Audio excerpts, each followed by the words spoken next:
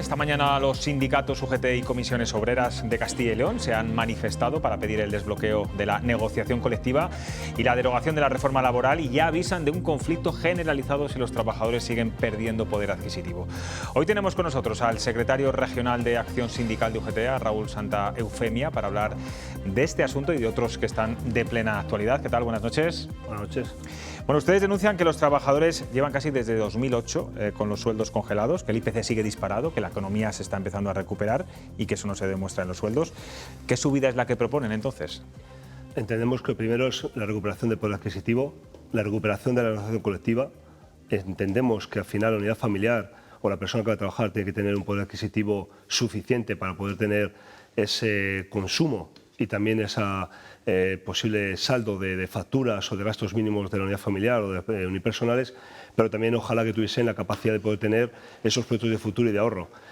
Si cuantificamos, buscamos el IPC, no hay que mentir y hay que decir la realidad a la sociedad, tanto a la empresarial como a la política, como a la gente civil, a la gente de la calle, en el que ahora mismo, según está el IPC, es muy difícil pedir ese 5,6, ese 5,8%, pero sí que al menos en el que supere ese 2, 2,5%, y está claro que muchos convenios que han marcado el IPC por las empresas el 1 de enero tendrán que recuperar claramente todo ese poder adquisitivo que está marcado por ese IPC. El Gobierno quiere aprobar la nueva reforma laboral el día 28 de diciembre, pero bueno, desde COE ya avisaba Garamendi ayer que no firmarán un recorte de la flexibilidad laboral. ¿Ese es un tema innegociable en el que ustedes no van a ceder, los sindicatos no van a ceder? La terminología es lo más importante. La flexibilidad, ya hace muchos años, a nivel europeo, pero también en España, sobre todo tal vez marcado en un sistema laboral de empresas más grandes, más que las pequeñas, la flexibilidad se hablaba para la flexiseguridad, para asegurar tanto el empleo como la producción diaria. Pero se ha convertido al final lo que ha querido la patronal y también algunas partes políticas con la reforma laboral de 2012, que es al final esa flexiseguridad de la parte patronal, en el que convertir 8 horas, 5 días a la semana se convierte en 6 días, en 7, en 9 horas y media. Ahora no trabajas y me debes horas. Por lo tanto, entiendo que la raya roja sobre todo es recuperar esa negociación colectiva y ese entendimiento en el que hay que buscar la flexibilidad entre empresa y trabajador, no la flexiseguridad solo para la parte patronal y en el que al final toque de corneta trabajes cuando realmente quiera el patronal. Una reforma laboral, la de 2012, la del Partido Popular, que muchos empresarios están recordando estos días que gracias a ella se está bajando el paro, los datos de desempleo son muy buenos. Y dicen también que los sindicatos lo que pretenden es solamente proteger al trabajador que actualmente tiene empleo, pero que no piensan, bueno, pues con esta reforma que de alguna forma, según ellos, se desincentiva las nuevas contrataciones. Es decir, que de alguna forma ustedes protegen a los que tienen trabajo, pero no a los que lo están buscando. Totalmente falso. Lo hemos demostrado claramente también durante todo el COVID. Hemos estado negociando al final también la actividad de la empresa y por lo tanto también pedimos al empresario que sea su naturaleza propia. Entendemos que hay emprendedores o empresarios que son ellos mismos su parte laboral, o sea, es empresa y trabajador, pero aquellas empresas que se crean con una actividad en la que va potencialmente subiendo, como está pasando en muchos sectores durante la propia COVID o en los últimos 9 y 10 años en Castilla y León y en España, entendemos que su naturaleza propia es contratar. Pero contratar realmente con esa actividad diaria, con esa matriz, con esa plantilla estructural. No subcontratar, no externalizar, no tener un convenio matriz, pero que entren por la puerta empresas temporales, multiservicios, el negocio de los últimos años que se está marcando con aquellas personas que hablan de ese eslogan de reinserción, pero es difícil también hacer esa denuncia porque tenemos que la sociedad tiene que sentarse, pero es un negocio con el tema de la capacidad diversa o la discapacidad, por lo tanto entendemos en el que sí que estamos abiertos a hablar de esa creación de empleo, pero esa creación de empleo estable y realmente en el que busquemos sobre todo que una matriz, y también estamos hablando hacia la función pública de la Junta de Castilla y León, en esas externalizaciones que están haciendo totalmente de destrucción de derechos y de recuperación salariales. La situación del diálogo social a nivel nacional es muy tensa. Hemos visto incluso a COE saliéndose de las negociaciones. Aquí en Castilla y León las cosas no están mucho mejor. Las constantes críticas entre ustedes con la consejera de Empleo, bueno, pues son casi a diario. Quiero que vea la última sobre la falta de mujeres como líderes sindicales. Eso es lo que decía la consejera Ana Carlota Amigo.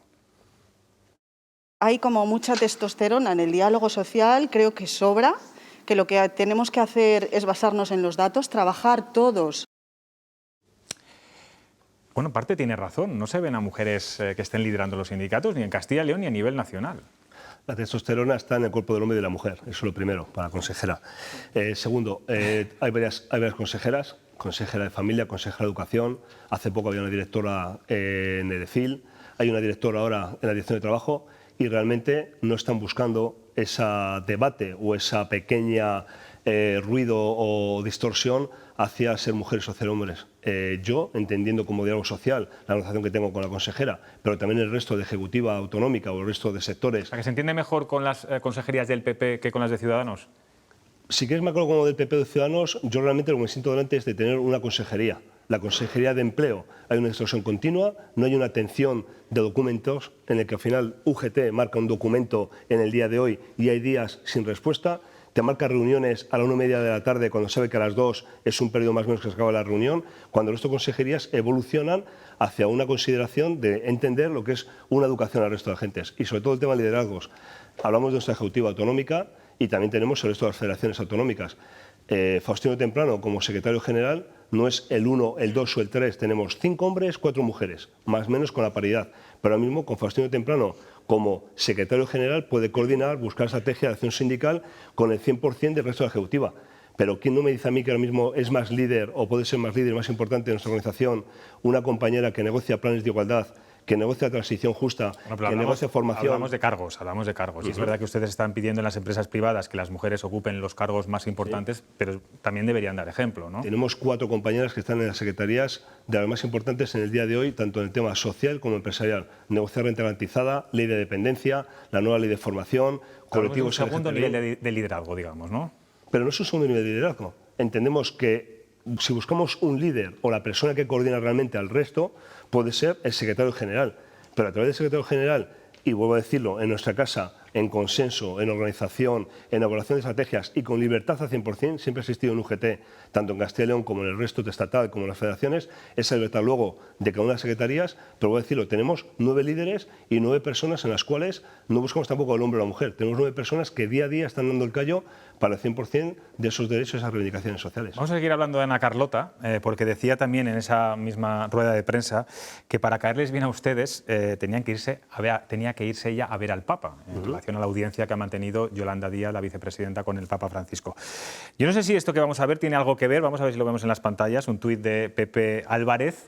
Ahí lo vemos, que celebraba que la primera asamblea, dice, he hecho muchas asambleas de delegados sindicales en mi vida, pero nunca ante un retablo barroco. Eso ha sucedido ayer en Ávila. No, sí. Entiendo que no es una respuesta a Ana Carlota, amigo. No, ni mucho menos. A ver, entendemos que nuestra acción sindical, tanto interna como externa, no estamos pendientes al final de un tuit o de un mensaje entre risas o carronas de una consejera o un consejero de la comunidad autónoma, ni mucho menos atendiendo a Pepe Álvarez como líder a nivel estatal, que vino ayer a Ávila a hablar claramente sobre la imagen es curiosa, un líder sindical, pero también decirlo con un retablo barroco. Que gracias a Ávila, y Ávila está muy de moda en las últimas horas. Sí, hemos hablado mucho de Ávila. Sí, en vuestro programa hace unos minutos. En Ávila han entendido a bien, y entendemos claramente de aquí también agradecer a la Diputación y Ayuntamiento en Ávila, en el que en ese rico patrimonio están también, ojalá que también en otras provincias se pudiese hacer, porque hay mucho patrimonio en la parte eclesiástica en el que puedes convertirse pues, en una zona asamblearia, presentar un libro o hacer una actuación infantil. Y por lo tanto también en Ávila, los compañeros de Nissan Ávila en sus manifestaciones y sus reivindicaciones la hacen en otro retablo mucho más grande y por lo tanto opinamos que en el día de ayer mucho menos era realmente una respuesta a la consejera. Bueno, ustedes han calificado de muy malos los presupuestos de Castilla y León. Hemos hablado mucho en esta tertulia sobre la posibilidad de que se aprueben o no. Entiendo que a ustedes entonces no les importa que no salgan adelante. No es que sean malos. Lo que hay que hacer claramente es la explicación de dónde proceden esos presupuestos. Y cada año sucede, pero vuelve a suceder mucho más en este, con los fondos que van a llegar de Europa y los fondos que están llegando de Europa. Que al final es verdad que la Junta de Castilla y León, los grupos políticos, tienen que llegar a gestionar y tienen que llegar a realizar esa ejecución.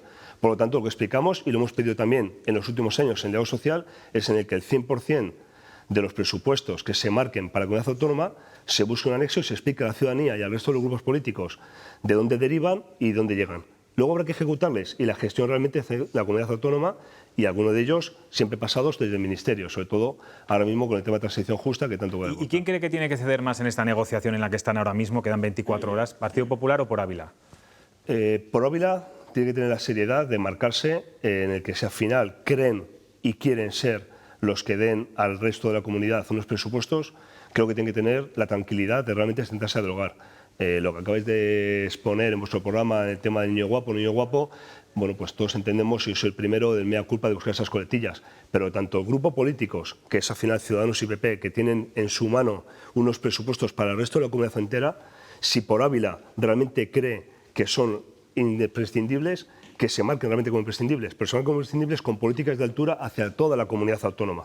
No queremos en el que... Pero eso parece que no es así a juicio a tenor de las enmiendas que han presentado, ¿no? Son enmiendas muy provinciales, más, ¿no? Ya no son más las enmiendas, sino en las últimas 48 horas el debate claramente entre los grupos políticos. Entiendo que claramente al final aquel que se designa, y lo vamos a ver en las próximas elecciones seguro, tanto autonómicas como locales como estatales, es por Ávila y todos aquellos que intentan buscar la parte más territorial. Entiendo que intentarán labrar un gran presupuesto para su propio territorio, pero también si va a ser una financiación para el resto de la comunidad, les aplaudo si miran por su territorio y por su Ávila, pero también tienen que entender que tienen en sus manos un presupuesto de toda la comunidad. Puede haber elecciones anticipadas. Yo no sé si un sindicato como el suyo, como UGT, que entiendo que no está muy contento con un gobierno de Partido Popular y Ciudadanos, ¿no le importaría un anticipo electoral para intentar que gane la izquierda? UGT y Rosa Santa Eufemia como ciudadano queremos que las legislaturas se agoten. Si entienden cualquiera de las personas que se presentaron en listas electorales que quieren adelantar y tienen claramente la capacidad, tienen figuras políticas de hacerlo, adelante. Eso sí, con respeto a la ciudadanía, cohesión territorial, ejecución de presupuestos y sobre todo, y eso obviamente es un mensaje y una exigencia que entendemos por la parte de nuestro ADN y nuestro signo de realización de políticas y de derechos tanto sociales como al final políticos para la cohesión territorial de Castilla y León, sí que pediríamos al 100% de grupos políticos o personas que van a presentar a listas electorales en el que la ultraderecha, y vamos a decirlo claramente, un Vox, no pueda estar realmente ni tan siquiera por primera de reojo. Entendemos que tiene que tener una realidad con peso, el 100% de personas ciudadanas que han presentado las elecciones, adelante, ahí estarán. Queremos que se agoten legislaturas, sobre todo con ejecución de los presupuestos para el 100% de los ciudadanos, cohesión territorial, pero sí queremos hacer un llamamiento en el que la ultraderecha, al menos como se está designando y está mandando los mensajes continuamente en el 100% del territorio, no tiene que tener cabida en unas posibilidades de gobierno. Señor Santa Eufemia, ¿cómo puede explicar desde aquí, desde nuestra comunidad, desde Castilla y León, que su sindicato se sume a las protestas de los independentistas del día 18 en Cataluña contra ese 25% que impone el Tribunal Superior de Justicia de Castilla y León, de Cataluña, de impartir clases de español en las aulas catalanas y tras el reprobable caso de la familia de Canet de Mar? En Cataluña, los compañeros de UGT lo que están defendiendo claramente también es la parte territorial. Entendemos también que nosotros, UGT en Castilla y León, defendemos despoblación, como puede ser en el 100% casi de la totalidad de las provincias. Ellos entienden el tema del lenguaje. Parte independentista sí, de UGT, digamos. No parte independentista. Al final están defendiendo claramente en el que se está conviviendo en la materia social en los ciudadanos el 100% de los días entre castellano y catalán. Y no están defendiendo que sea el catalán el que prime. Están defendiendo que al final cualquier persona, y puedo decirlo yo mañana mismo, una deslocalización de mi empresa, al final UGT, en tema democrático, en tema de elecciones, soy yo, decido al final ubicarme en Cataluña. Yo tengo que tener la libertad y tener la facilidad en el que pueda hablar en castellano y también hablar en catalán. Y no se está defendiendo un UGT en Cataluña en el que sea y prime solamente el catalán y se veta el castellano, porque esa no es la realidad. Hay que explicar claramente por esa parte que está siempre... Se está manifestando contra el 25%, que ya es bastante poco. Sí, pero perdona, desde UGT... Hace muchísimos años, estoy diciendo con Maragall, estoy diciendo con Pujol, de hace muchos años también estaban apostando 25 catalán, 25 en inglés y 50 en español. También estaban apostando por eso y no se está haciendo con ningún medio de comunicación ahora también de eso. Por lo tanto, entendemos también de esa pluricultura de las lenguajes que hay en Castilla y León, en España, en el resto de las comunidades autónomas. Hay una diversidad en la cual al final hay que enriquecer también esa facilidad de ese lenguaje. Hay 4 tertulianos aquí, Raúl, que también te van a hacer alguna pregunta. Margarita. Yo quería preguntarle si este gobierno en particular contribuye a un entendimiento entre sindicatos y patronal o ha forzado demasiado la máquina hacia un lado y hacia otro, impidiendo ese entendimiento. ¿Gobierno estatal? Sí. El gobierno estatal a día de hoy, si leo las últimas noticias de esta tarde que manda mi propio confederal, está tendiendo más además hacia la parte patronal. No es que al final estemos más cercanos sindicalmente de una parte del gobierno, que también entendemos que la parte del gobierno, la dificultad que puede haber entre un gobierno como tal en conjunto o puede ser la parte del Ministerio de Trabajo o Ministerio de Seguridad Social. A día de hoy creemos que va a ser cercano el acuerdo, no está entendiendo realmente más la mano hacia uno hacia otro y realmente el debate, porque al final estamos teniendo totalmente la delicadeza de no estar todo el día también los medios de comunicación diciendo dónde están esos choques. Ha habido choques hace poco en los cuales eran muy difíciles de abordar todos los días en los medios de comunicación, porque también entendemos que los medios de comunicación son muy pocos minutos los que abordan esas noticias. En el día de hoy vuelve a haber otra contrapropuesta de COE que está siendo lejana a lo que entendemos también con el tema de temporalidad, y esperemos que en los próximos días, esperemos que mañana mismo, no al final tienda hacia otro. Creemos que realmente este acuerdo tiene que ser no solo para una reforma cortoplacista, sino para una evolución a nivel nacional del sistema laboral y empresarial. ¿Y sinceramente cree que los empresarios, con la situación por la que atravesamos, pueden asumir esa subida de salarios que están reivindicando? El 100% de los sectores le puedo decir que a lo mejor no, porque es verdad que algunos sectores, pero más no solo los sectores por el tema como tal del tejido empresarial, sino realmente lo que estamos hablando de la micropyme, de ese taller pequeño, pero entendemos también que hay otros sectores en los cuales, ya no solo de los últimos 10 años, los últimos 20 meses, solamente con ingresos, y que sigan abordando una dificultad de una subida de un SMI de 15 euros, casi anular la renta garantizada o buscar claramente una subida salarial de poder adquisitivo, pues hombre, se ha demostrado hace 2 días que en cuanto hemos forzado un poco con la mediana superficie o con las cárnicas, la patronal ha tenido que aceptarlo. Y otra vez, quiero abordarlo y dejarlo claro y aprovechar el medio de comunicación en el que hoy tengo la oportunidad. La huelga que se va a marcar los transportistas, he visto esta mañana en algún telediario nacional, no es una huelga de camioneros, es una huelga de la patronal. Bueno, aquí ha quedado muy claro siempre que hemos hablado de ese tema. También le quiero decir una cosa, Raúl, ya que criticas a los medios de comunicación, es que es noticia que haya ruptura de negociaciones, que haya choque entre los agentes del diálogo social, por eso se cuenta. No es crítica, digo que tenéis poco espacio también para a lo mejor desarrollar que en los últimos días, no solo las reuniones presenciales, documentales, podríamos tener 24 horas en todos los canales explicando realmente lo que está pasando cada día. Bueno, no hay ninguna crítica, al revés. Vale. Hola Raúl, Hola. ¿qué tal?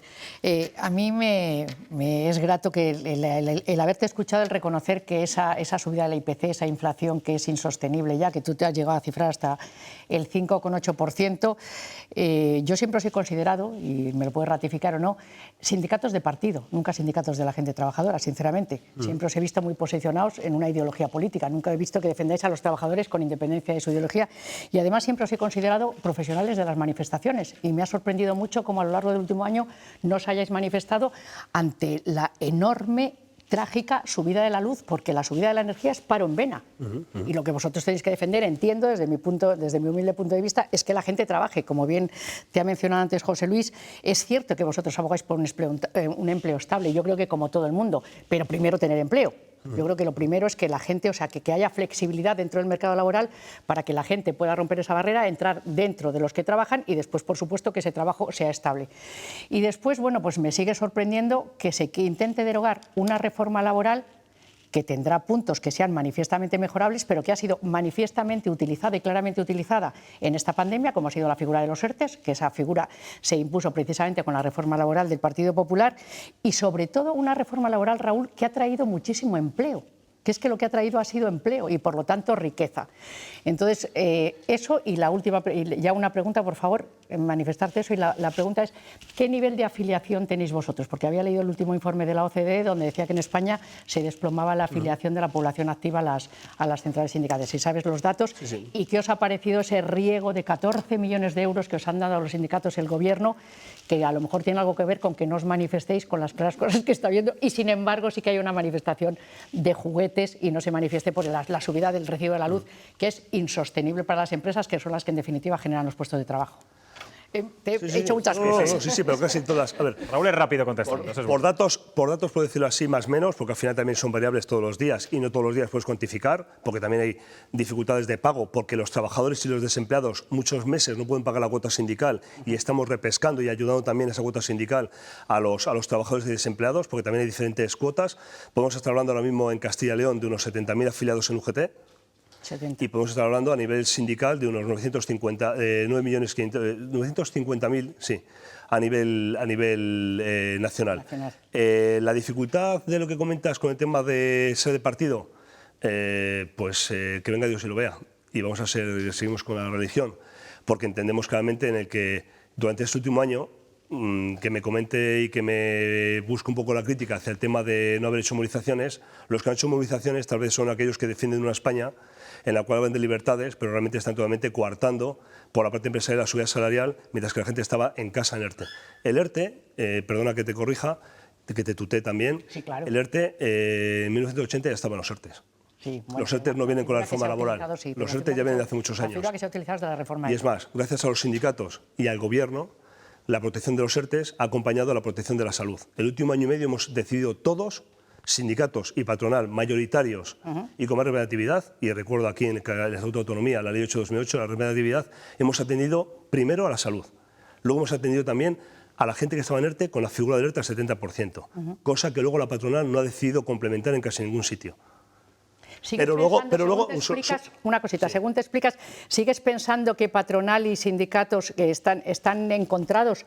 Tú no entiendes que habrá diferencias, pero no entiendes que esa figura del siglo, ese encuentro, perdona, ese encontronazo, esa enconación del siglo XIX ya ha pasado la historia, que estamos en el siglo XXI, donde necesitamos empresas viables y sobre todo pequeña y mediana empresa, que son las que generan trabajo. Y que tienen que ir en el mismo barco de la mano. Donde chocamos sindicatos y patronales en los sectores y es en el entorno de las empresas. Y vuelvo a decirlo, en malutilizar lo que es realmente una actividad cada día.